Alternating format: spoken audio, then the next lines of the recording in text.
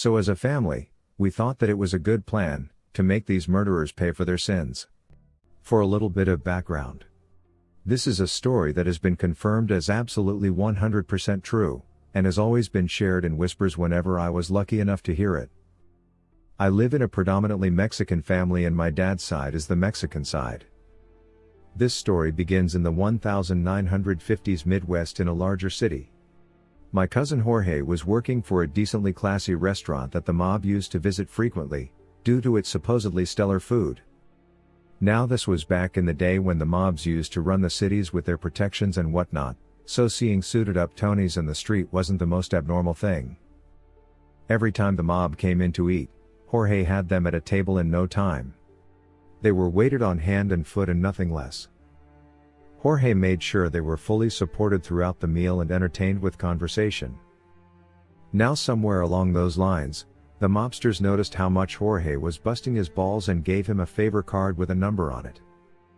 They said if anything goes down and he needs help, he is to call the number on the card and tell them what's going on, and that the situation will get taken care of. Enter Arabella, Jorge's sister. Arabella had started dating a guy named Jack, and everything was lovey-dovey at first. Short time later, Jorge started noticing Arabella getting more and more distant emotionally and always coming with new bruises, marks and silly excuses for them. Jorge then starts questioning Arabella about what the situation is and eventually Arabella breaks down and reveals Jack is the one laying his hands on her so much. Jorge didn't like this. Jorge didn't like this at all. So when he was all right and riled up, all he had to make was one phone call. He told them everything he knew. All that's known about this story to me, is the aftermath concerning Jack. According to Jorge, Jack was picked up in a van somewhere off the street, beaten halfway to death, and then left on the side of a highway far away from town. I guess it's safe to say, don't abuse the sister of a guy who's trusted by the mob, to serve them stellar food. Me and my family have lived in this house for 17 years in a third world country that's known for being violent. Fortunately, it's been good to us since my mother is a figure of respect, we don't have any kind of enemies or nothing similar, we were just a middle-class family, living it out. Before the tragedy, we were a small family of my stepdad, brother and sister, my mom, who was pregnant at the time, and I. This Saturday changed my life forever. As they were making the baby shower preps, Dad saw some intruders going into the neighbor's house, to which he responded with a couple of gunshots to the ground, scaring the robbers out and making them run, and that was the end of that. However, this seems to have caught the attention of 6 young military soldiers that were passing by. They came over to verify all was okay, this was understandable as it was their job. However, it seems that the 6 soldiers were a bit hyped up, and they were obviously under the influence of alcohol, which made the situation tense and disturbing. My mother was told to lay down facing down the floor, as they, for some reason, thought it was a good idea to make a pregnant woman lay flat on the stomach. When my mom declined and stated the obvious, she was told to stop with the BS. They also wanted my dad's gun, which was legally operable and he had the papers covering that it was legal. When they were told these facts, it seemed that these frickwits didn't like that and the situation got more tense.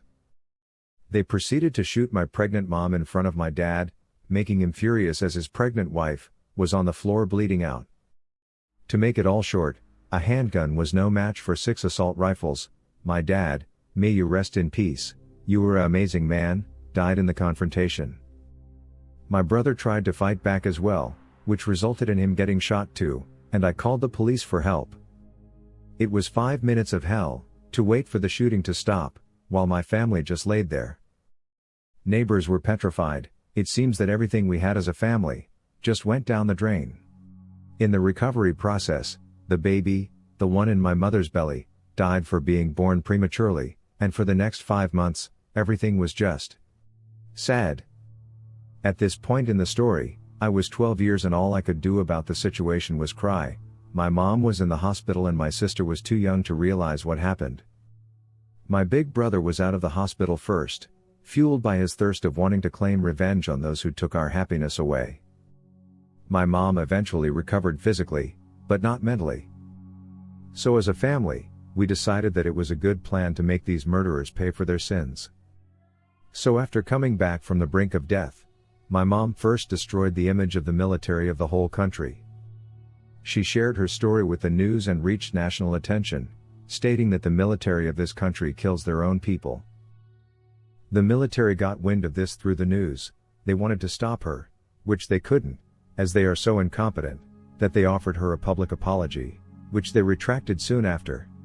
This was done by one of the sergeants from the base that covers the city we live in.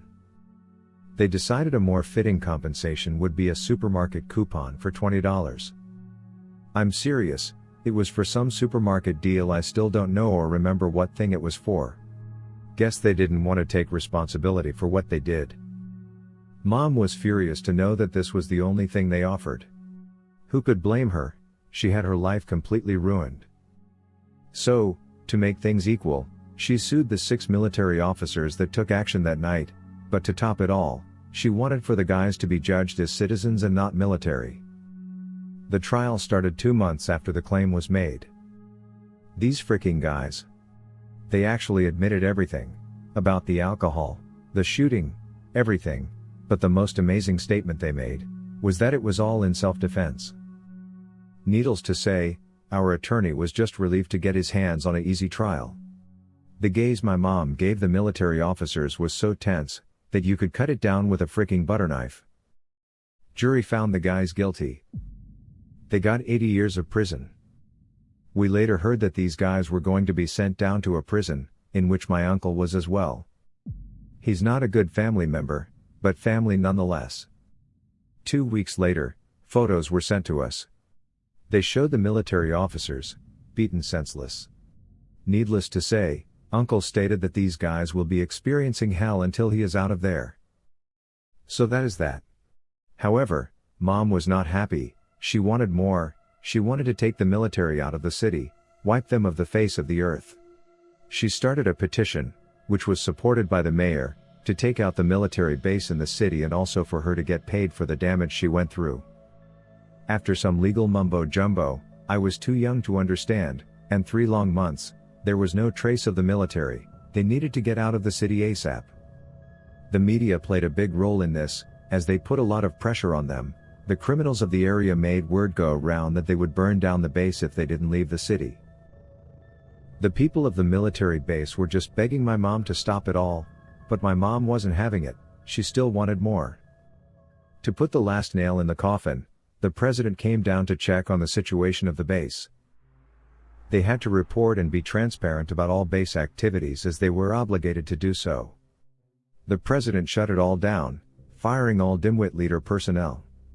Some of them were also charged as they had started illegal alliances with criminals. In the end, we still live in the same house that was attacked 7 years ago. There's a special police now, they are military as well, however, they are far more strict in their conduct and they are nice to everyone. They don't look down at people. Mom was seen as the walking miracle, and now we are waiting to move out of this place and seek a future in another country. Hope this works for us. This is my grandma's story that she loves to tell at family gatherings, and it's always a good laugh. This happened when she was a teenager, takes place in the 1970s. My grandma used to live in this neighborhood that had a community pool. Her and all the other kids in the neighborhood visited the pool on a daily basis during the summer. There was one boy, I'll call him Creeper, who was notorious for his swimming speed and removing girls' bikini tops. Basically, Creeper would sneak up on a girl underwater, untie the bikini top, causing the girl to be exposed and swim away before anyone could really catch him, my grandma included. Of course, the lifeguard on duty was notified and the lifeguard directly spoke to Creeper's parents multiple times, but they never did anything about his behavior and always brushed it off. I'm assuming the lifeguard couldn't stop Creeper from showing up to the pool, or something like that, since it was a repeated offense. Since nothing was being done about Creeper, my grandma decided to take revenge into her own hands. My grandma's nails were and still are very strong and healthy. One night, she sat in her bedroom and carefully filed all of her nails to a sharp point. The next day, everyone was at the pool as usual. My grandma was in the water and strolling around. She purposely held her hands above the water so her nails remained hard, dry and sharp. And waited. Sure enough, Creeper saw a back turned to him and thought this was another perfect target for his exciting endeavors. He swam up to her underwater, unknowing that my grandmother was watching him from the corner of her eye. And when her bikini top fell down, she instantly lunged after Creeper while he was just about to swim away and raked all of her claws down his wet and soft back. Creeper screamed as blood began spreading in the water around him. He scrambled to the pool edge and was frantically trying to get out of the water, and according to my grandma, she said it looked like he was attacked by a wild cat, to which my family jokingly says that he actually was. Everyone in the pool had to evacuate, for obvious reasons. Either later that day or the next day, Creeper's parents stormed to the pool and wail about pressing charges against my grandma. The lifeguard simply responded with a reminder about their son's behavior and warned that he would also go to the police to be a witness. My great-grandmother was also there and threatened with a lawsuit of sexual harassment against Creeper's parents. Needless to say, Creeper never returned to the pool after that. My grandma says she feels bad about probably permanently scarring Creeper, but that's about it. Thank you for enjoying this episode, which was made with artificial love. Subscribe or give Royal AI some sugar by avenging the like button. Could you imagine doing one of these acts yourself? Share your experience below.